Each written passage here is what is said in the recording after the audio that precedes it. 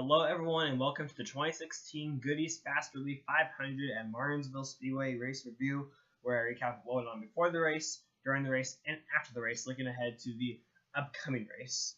So before I say anything about the race, I want to mention a little story that I just found out. So after the conclusion of the race, in the parking lot at Martinsville, multiple pedestrians were struck by a vehicle. No life-threatening injuries. The track did say that there was one person under custody. So definitely a horrifying story to read up on, and hopefully everyone is okay.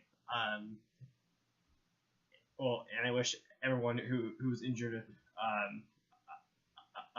speedy recovery.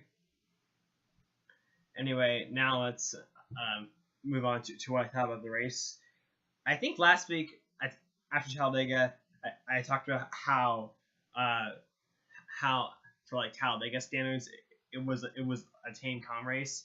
The same goes for this race. You know, when we think about the level of excitement for onto races, this one definitely is tame, and in some ways it was a letdown. One thing to point out: only 5 cautions in the race. And that's the fewest amount of cautions in the Martinsville Sprint Cup race since April of 1989. It's been that long. I don't know if it was the fastest Martinsville race, especially since we had a 29-lap caution period, and I'll get to what happened there in a moment. But yeah, so the race did go by pretty fast. There wasn't a whole lot of action, and really, in a way, this race, and I guess you also consider Talladega last week, have kind of, been like a summary of how this chase has gone. There definitely has been some drama, but overall, it's kind of been like a tamer chase. Certainly, there hasn't been any fist fights or intentional wrecking to change the outcome of the chase. We haven't seen any of that yet. Maybe that will change over the next few races, but it is interesting to see how, after the past years of a more drama-filled chase, this year's chase has been more quiet. And the winner of the race, Jimmie Johnson. He didn't have the best car in the race, and actually had to overcome adversity. In the first half of the race, at around lap 200, him and Hamlin were battling for, I want to say it was the 6th position, and Hamlin, after losing his patience with Jimmie Johnson, gave Johnson an aggressive bump, and then they made contact once more coming out turn number 4, and that actually created a tire for Jimmie Johnson. But then a timely caution for a torn banner next to the wall. I don't know how they brought out a caution, but the caution did come out anyway. It saved Jimmie Johnson. He was able to put under caution with everyone else and not lose a lap, and then had to come back slowly back to the field, and then under caution on the edge of this fuel window, Jimmie Johnson ran out of gas, and Chad Knaus kept on wondering whether they should just pit right away, even though the pits were closed, and it would have been a penalty because you cannot pit when the pits are closed, or to just wait it out as long as possible.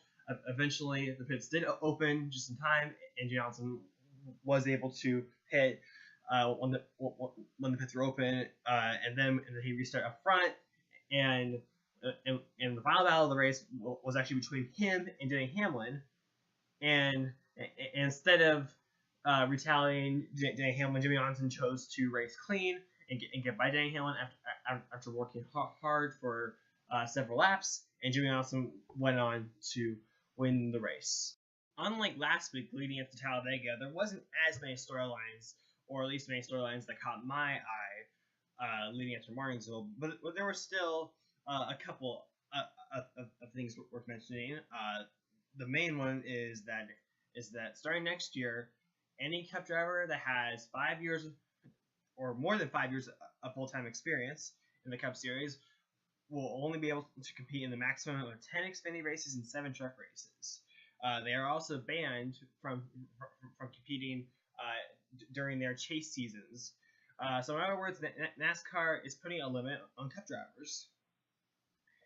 And this change is being made after NASCAR hearing for the bajillionth time about how Cup drivers are ruining the Xfinity Series. It's making the series boring. It's not fair to the stars of their series that are trying to compete for wins and they're trying to gain experience, etc.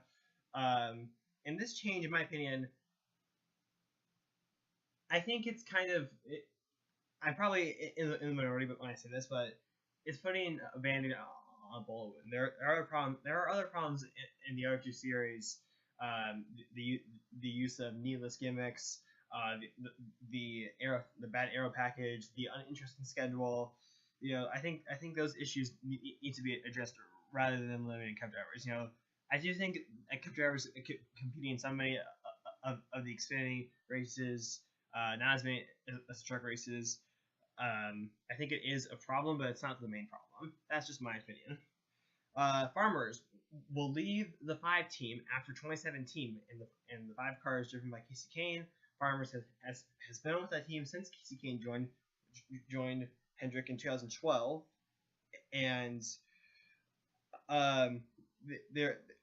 Hendrick doesn't seem that concerned that they will find sponsorship, but Farmers has been the primary sponsor of the team since 2012, and Casey has been the weakest performing Hendrick driver there over the last couple years, so I think that there should be some concern.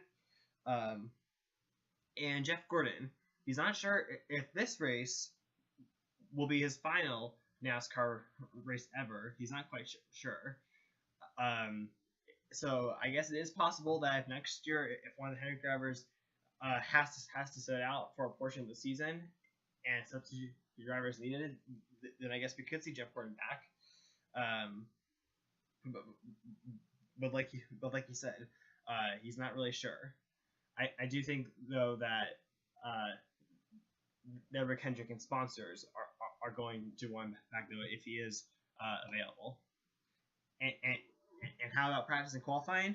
Well, in the first practice, Kyle Larson was the fastest. Martin Truex Jr. won the pole 1 week after being eliminated. And in the second practice on Saturday, Jamie McMurray was the fastest. And in the final practice, or in other words, happy hour, went to Kyle Larson. One driver that was surprisingly fast was David Reagan. In qualifying, he made the final round. I think that's the first time that happened this year. And in the second practice, he was third. Happy hour, he was fourth.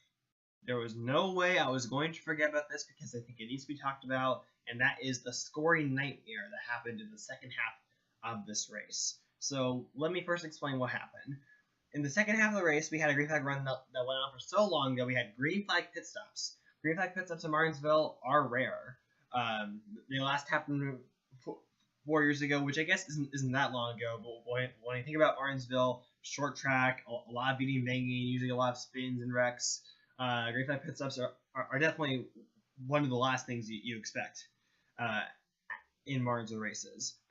But we did have green flag pit stops. And during the middle of the cycle, on lap 358, Carl Edwards, his right front tire, I think a bead melted, a tire bead, and Carl Edwards went into the outside wall that brought out a caution. And the NASCAR had to spend the next several laps trying to figure out where everyone was, who was a lap down, who wasn't a lap down, who was eligible for the free pass, who wasn't eligible for the free pass, and then had to figure out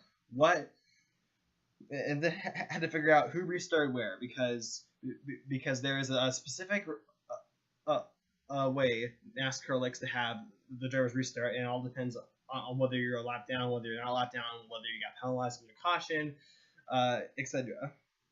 And I wish, and I could go on every detail or every incident that happened under this caution period, but I don't want to because it just gives me a headache, and it certainly gave everyone a headache there in the race. For both fans watching in the grandstands and at home, the drivers were confused. The crew chiefs were confused. The media members were confused. We had drivers thinking that some drivers got laps back illegally. Oh my god, it was just a mess. It was basically, I think, like All-Star Race, like part 2. This year's All-Star Race, to be specific, in terms of how much confusion there was with the scoring, and it was just terrible. NASCAR ended up spending 29 laps under caution, and NASCAR wanted to get it right, and I applaud them for that. But the way but this could have been handled a lot better.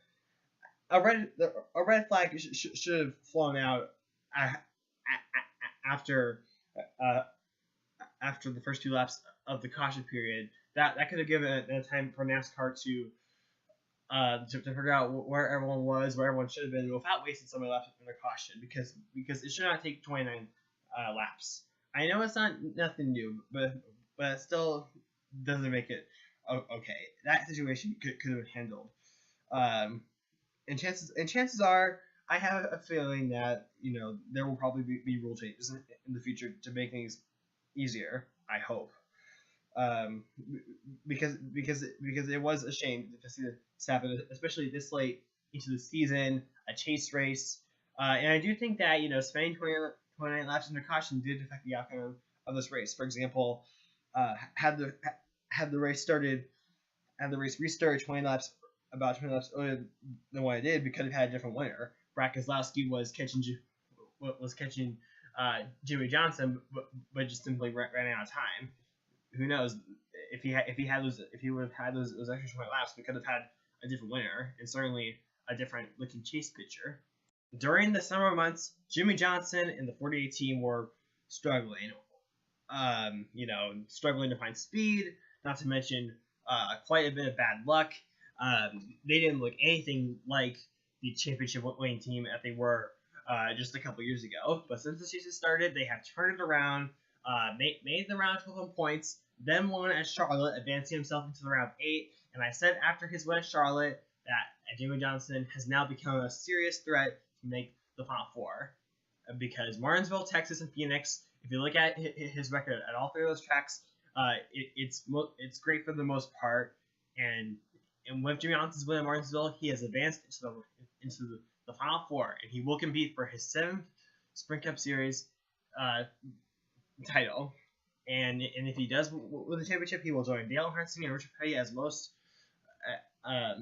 drivers with the most amount of Sprint Cup Series championships.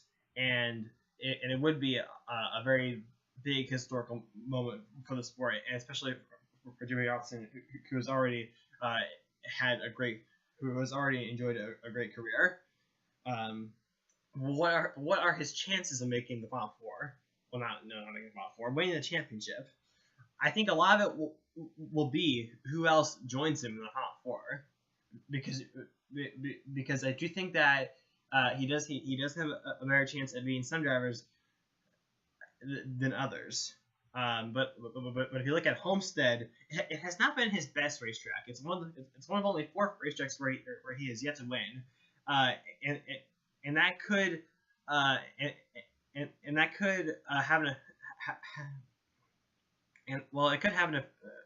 it could make it tougher for them, knowing that they haven't won there, because we saw in the past 2 years of this Jason Wright going into Homestead, you need to win that race in order to win the championship, because the Final Four drivers in the past 2 years all ran very competitive. Kevin Harvick did in 2014, Kyle Busch did last year. So I do think that the 48 team and Hendrick Motorsports as a whole are going to have to work really hard to build a great car that can win the race at Homestead, and certainly Jimmy Johnson will have to execute it. One thing to keep in mind, though, is that often when Johnson has gone to Homestead, it was because he was in contention for a title, whether he was leading the points standings or behind the points leader. And so Jimmy Johnson, he didn't exactly need to win the race that year. He just needed to finish well enough to win the title.